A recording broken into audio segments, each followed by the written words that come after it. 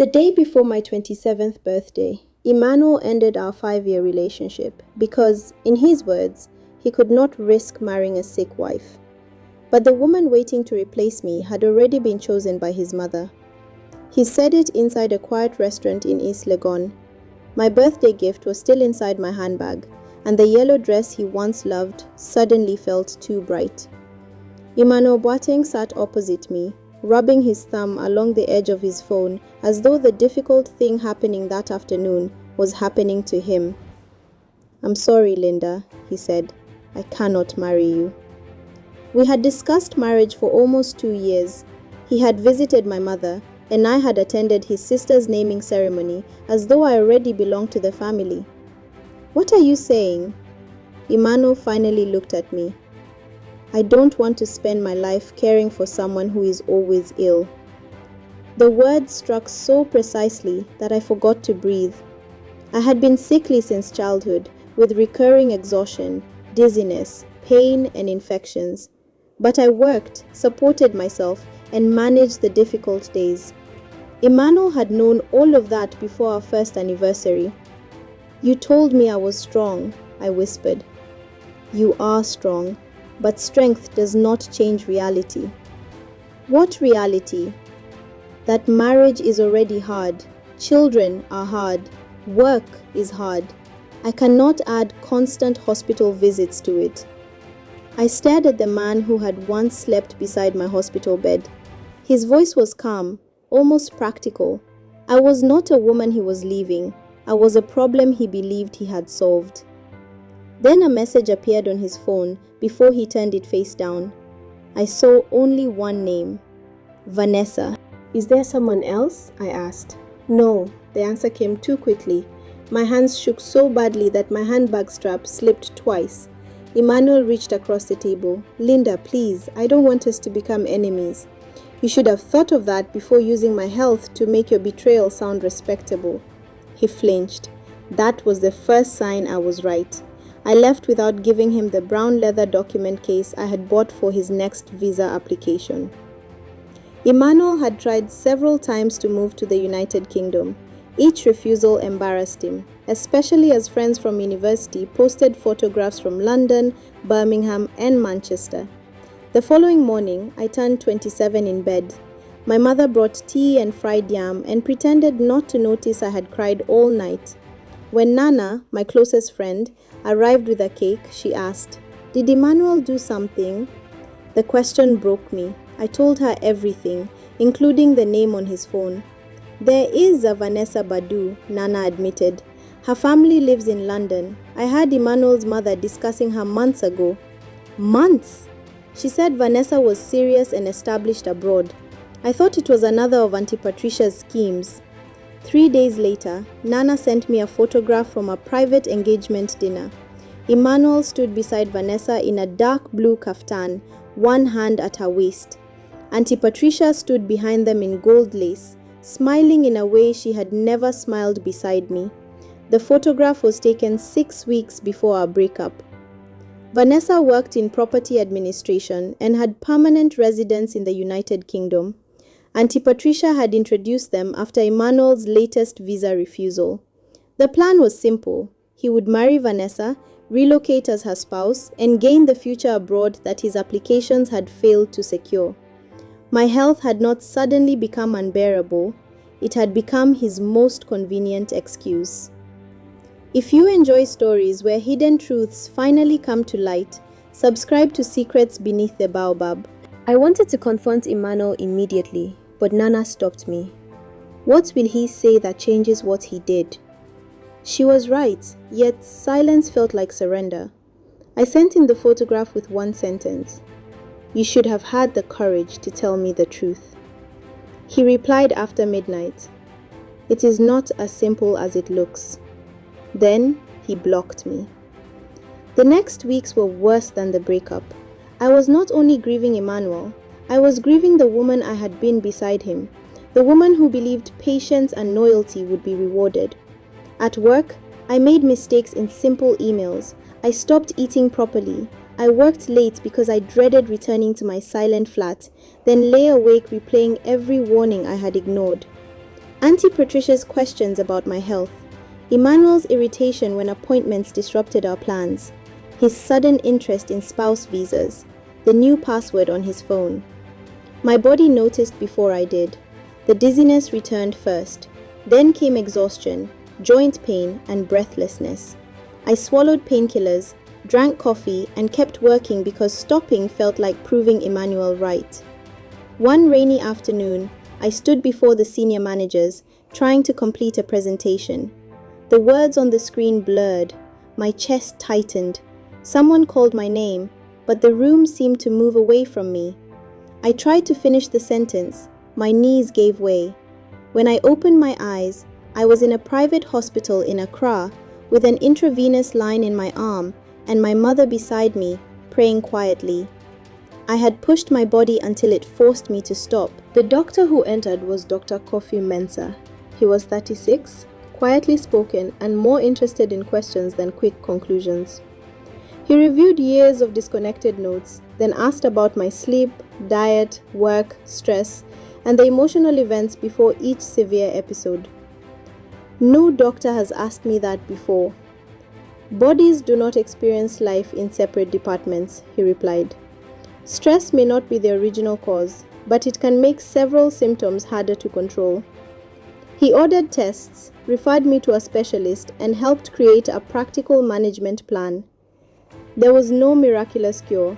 There were regular meals, consistent medication, better sleep, fewer punishing work hours, and rest before my body reached crisis point. During my second appointment, he closed my file. You keep describing rest as though it is a moral failure. I looked down. Someone made you feel weak for needing care? The tears came before I could stop them. I told him about Emmanuel, the restaurant, Vanessa, and the photograph. Dr. Mensah handed me a tissue. Being unwell does not make you difficult to love. You don't know me. No, but human worth is not measured by how rarely someone needs help. His words stayed with me because they did not sound romantic. They sounded true. Recovery was not straight. Some weeks, I followed every instruction and still woke exhausted. On other days, anger gave me energy and grief took it away by evening. But I began to understand that my body was not betraying me. It had been warning me long before I was willing to listen. I started counseling and learned how deeply Emmanuel's rejection had entered my thinking. Whenever I felt ill, I no longer saw a symptom. I saw evidence that he had been right to leave. My counselor challenged me. Was he wrong because he chose not to marry you? No, anyone can leave a relationship. Then what did he do wrong? He lied. He betrayed me. He used my health to protect his image. Saying it clearly changed something. Emmanuel had the right to leave. He did not have the right to deceive me for months and turn my condition into a weapon so he could appear reasonable. I adjusted my working arrangement, stopped accepting unnecessary evening tasks, and told trusted colleagues what to do if I became unwell. I began walking when I had enough energy, returned to church, and let Nana take me out without pretending I was completely healed. Slowly, the worst episodes became less frequent. I learned to rest before exhaustion became an emergency and stopped apologizing whenever my body needed something different. Then, almost 7 months after the breakup, Vanessa contacted me. Hello, Linda. You do not know me properly, but I think we should speak. I stared at the message. Part of me wanted to delete it and protect the peace I had rebuilt. Curiosity won. We agreed to meet at a cafe in Airport City. I thought she might defend Emmanuel. Instead, she arrived carrying evidence of what he had told both of us. Vanessa was polished and controlled, but her hands tightened around her coffee cup. I found your messages on Emmanuel's old phone, she said. He told me your relationship ended long before we met. It did not. I know that now. Emmanuel and his mother had presented him as a heartbroken man whose former girlfriend rejected marriage because of her health. According to their version, I had left because I feared becoming dependent on him. I laughed once, without humor. He told me he did not want a sick wife. Vanessa closed her eyes. She had found other lies. Emmanuel had exaggerated his income, hidden a loan, and told her parents he was negotiating a transfer with a British company. Then she placed a printed document on the table. It was a draft immigration letter describing the intended marriage as a long-standing committed relationship. But its date placed the beginning of that relationship while Emmanuel and I were still together. Why are you telling me this? Because his mother keeps saying I am destroying his future over small mistakes, and because I was not completely innocent. Vanessa admitted she had known about me. Auntie Patricia told her our relationship was effectively finished and that I refused to let Emmanuel go. Vanessa accepted the version that made her comfortable. I knew there was another woman, she said. I did not ask enough questions because I wanted him. Her honesty did not make us friends, but it stopped me from making her a simple villain. She had been deceived, and she had ignored signs that benefited her. Are you still marrying him? No. My family withdrew. I will not sponsor a husband who treats marriage like an immigration route. She slid copies of the messages and draft letter towards me. I kept them so grief could never persuade me that I had imagined the betrayal. Emmanuel called that evening from another number. What did you say to Vanessa? The truth. You have ruined everything. I almost admired the confidence required to blame me. You were seeing both of us. I was under pressure. My mother believed Vanessa was the practical choice. And you agreed? I was trying to secure my future. By destroying mine? He sighed. You know how hard things have been. Every visa refusal, every failed opportunity. Vanessa could have opened a door. And I was standing in the doorway? You were ill all the time. I did not know what our future would look like. My throat tightened, but I refused to let him turn cruelty into honesty. You could have left without cheating. You could have told Vanessa the truth. You could have admitted that you wanted access to London more than you wanted either woman. He became quiet. Then he said, You have always been too emotional. I ended the call and blocked the number. That night, I cried harder than I expected. Boundaries did not erase love instantly. They stopped love from continuing to harm me. By the end of the year, my appointments became less frequent. Dr. Mensah transferred my long-term care to a colleague after moving into another clinical role. We said goodbye politely, and I assumed that chapter had ended. 4 months later, my company held a workplace health event. One of the guest speakers was Dr. Kofi Mensah. When he walked onto the stage, I felt an unexpected warmth in my chest. What happened after the program began a completely different chapter. After the health program, Kofi recognized me near the refreshment table. Linda Owusu, how are you? Better. Not perfect, but better. That is usually more honest than perfect.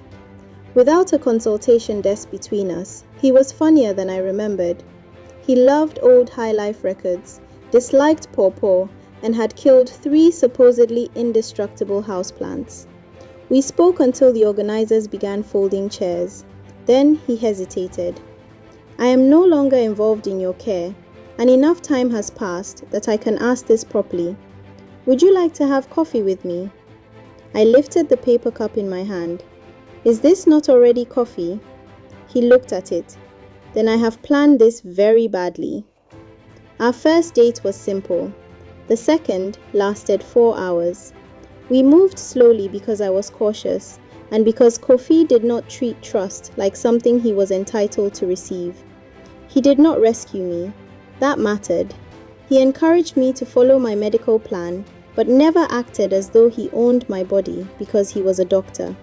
If I needed rest, he asked what support I wanted. If I cancelled a plan, he did not become cold. Sometimes he brought soup. Sometimes he left me alone. He learned the difference because he listened. For the first time, care did not feel like debt. I did not have to perform strength to keep someone interested. Still, one question remained. Could he understand the reality of my health and keep choosing me once love became ordinary life? Nearly a year into our relationship, I asked him, "Does my health frighten you?" Kofi considered the question. "Sometimes the possibility of losing anyone I love frightens me." "That is not what I mean." "I know." He took my hand. "Your condition is part of the life we would build. It is not the whole life." "What if it gets worse?" "Then we make decisions with the information we have, together." I wanted to believe him, but fear remained. Emmanuel said marriage was already hard without adding a sick wife. Kofi's expression changed, not with anger, but sadness. "I am not marrying a diagnosis," he said.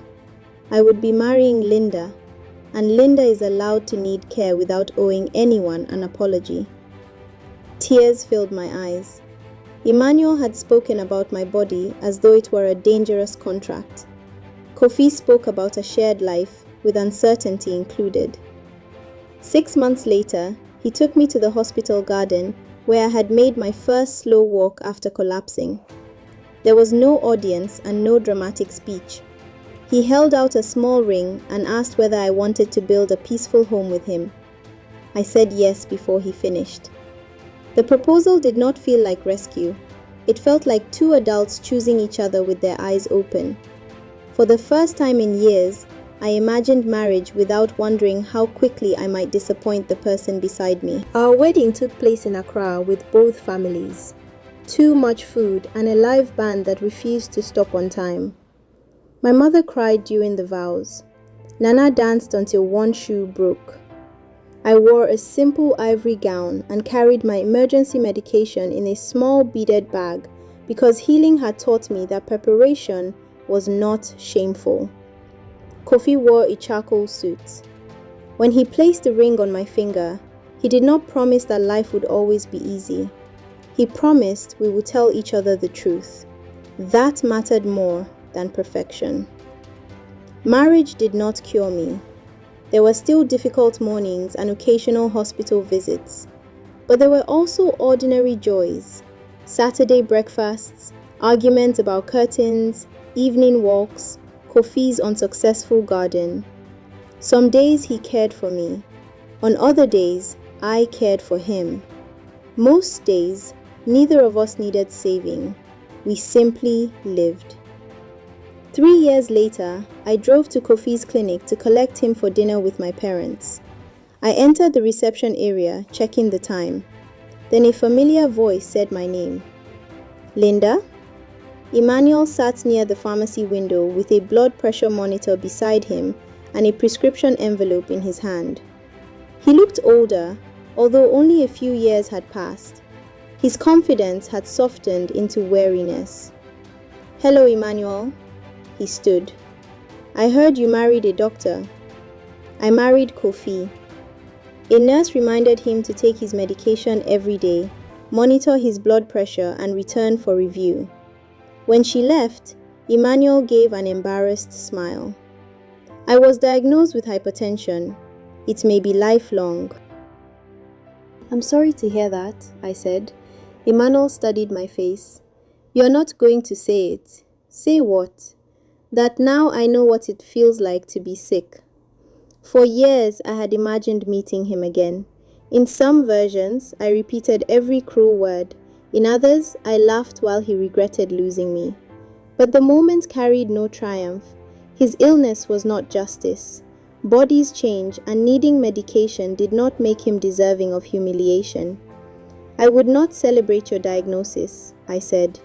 "Illness was never the shameful part of what happened between us." His eyes dropped. "Vanessa did not marry me. Her family believed I was using her." "Were they wrong?" He did not answer. "My mother says Vanessa overreacted. She says you turned her against me." "No, your choices did that." He looked towards the consulting rooms. I was desperate. Every refusal made me feel everyone was moving forward except me. My mother kept saying love would not pay for a future. Desperation explains pressure. It does not excuse deception. I know that now. The clinic door opened and Kofi entered, removing his glasses. He kissed my forehead before noticing Emmanuel. "Kofi, this is Emmanuel. We were together at university." My husband offered his hand. "Good to meet you." Emmanuel shook it. The man who rejected me because he feared responsibility for my health was now in my husband's clinic, carrying medication he might need for life. But that was not the real reversal. The real reversal was that I no longer needed him to suffer to know I had survived. Emmanuel picked up his monitor and prescription. At the entrance, he turned back. "Linda, I am sorry. Not because Vanessa left or because I became ill. I am sorry because I made you feel that your body disqualified you from love. It was the apology I once believed I needed in order to heal. Hearing it now, I understood that my life had already moved beyond it. I forgive you," I said, "but forgiveness does not rewrite what happened. I understand. And I am grateful we did not marry." His face tightened. "Why?" "Because I would have spent years trying to prove I was easy enough to keep. I might never have learned that love which requires you to hide your suffering is not safety." Emmanuel nodded and left. Kofi waited until the door closed. "Are you all right?" I checked my body before answering, the way I had learned to do. My hands were steady, my chest was calm. "Yes, I really am." At dinner that evening, I watched my mother laugh while Kofi argued with my father about football. Nothing in the room was extraordinary, yet I felt the depth of what I had almost missed by believing rejection was a verdict. Emmanuel's illness was not punishment, and my marriage was not a prize for suffering correctly. The consequence of his betrayal was simpler. He lost access to the woman I became after I stopped begging to be considered worthy. Healing did not mean forgetting the restaurant, the engagement photograph, or the months when I could barely recognize myself. It meant those memories no longer decided how I saw my future. I once believed moving on would happen when Emmanuel regretted losing me. But peace arrived earlier. It began when I stopped treating my body like an inconvenience. It grew when I accepted help without shame, rested before collapsing, and refused to reopen a door simply because the person outside finally understood the damage he had caused. Some people leave because they cannot carry the truth of who you are. Let them go. The right new beginning does not ask you to become less human before it allows you to be loved. What would you have done in my position? Share your thoughts below and subscribe for more stories from beneath the baobab.